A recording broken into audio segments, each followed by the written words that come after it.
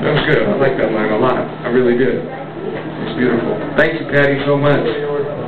Patricia, Trish. Any one of them? Yeah, all right, Patty. Thank you, Patty. My lady's first name is Patty, and like she knows people based upon how they know her name. So like when somebody calls her Patty, she's like, I know you from like 9th grade. And when they call her Trish, she's doing from 6th. And when they call her Patricia, then she knows that that's her mama calling her name. Maybe that's the same case. I don't know. Like if you hear Patricia, she's like, she booked, she's just gone. You just see smoke. Next up on the mic, here. Man, tonight, like, it's really neat. I'm not saying anything about it, but the pieces have been really heavy. Yeah, quality. I mean, they're definitely always full of quality, but just some heavy pieces. Like, I don't know, weighing heavy on the heart, everybody. It's wintertime. I can't wait for spring to come around. That's what I guess as I'm hearing this. The snow in people's hearts maybe is just like weighing them down. Who knows? And they're writing based upon that, but I can't wait for spring. I love it so much. We ain't even had a winter yet, but I still can't wait for spring. Oh, and I did notice, Patty, because I had to write this down, that for some odd reason, even talking about marijuana makes you guys laugh. It cracked me up. She's reading her serious poem, and then she says, smoked a lot of green. Right back to serious, like her mom walked in the room or something. Cracked me up. And now it's extended to laugh even more. It's like everything. As I see a smoke cloud go up in the air, and Mark laughs some more. This ain't a concert, Mark. Put it down. No. Next up on the mic, please give it up for a dear friend of the poetry community. And I can say that because he's probably supported every person that's ever read up here or is supporting you tonight as well. And he's been around for a while in the community supporting it, and I always appreciate it. He's great to hear. Please give it up for Joseph, y'all.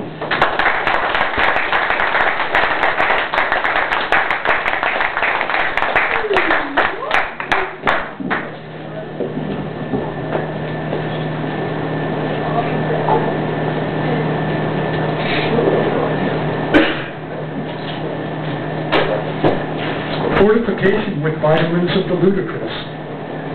To burn up time with comedy, the act was designed in the face of a mournful chase and the transparent need for a supportive community.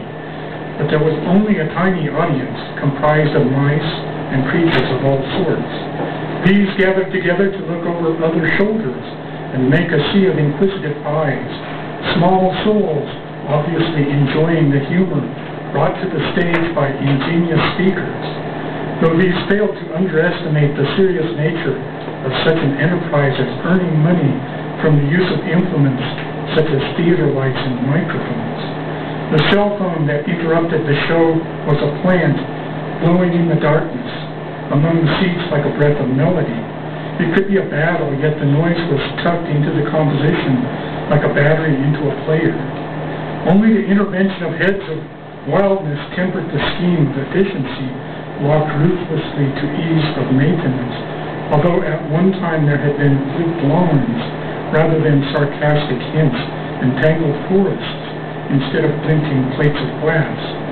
The speaker asserted that it was time to hurry and to respect the tolerance of all sorts of performance.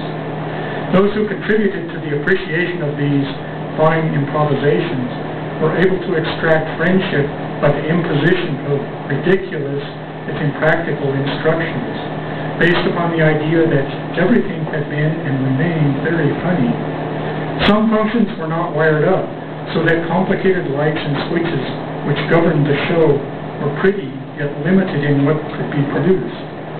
The card invited potential attendees to balance the stereo against the volume of the silvery flow, hardened and weighted to operate vending parameters of many types, all new, all user-friendly.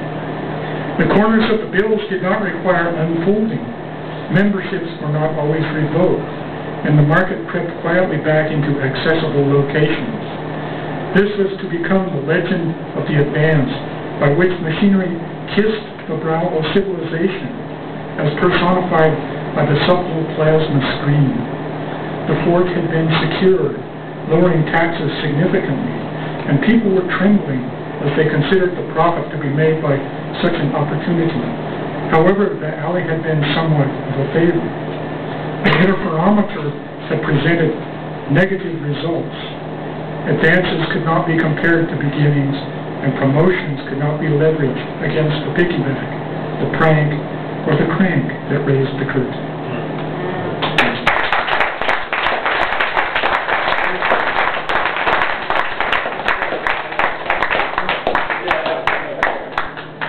I just saw Joseph do it too, have his hand on his belly, man, like 4 poets. And I just mentioned that last week, Redbeard, that you poets always be reading with your hand just right here, just right in that warm, fuzzy spot. Angelique White did it. Did you see that too?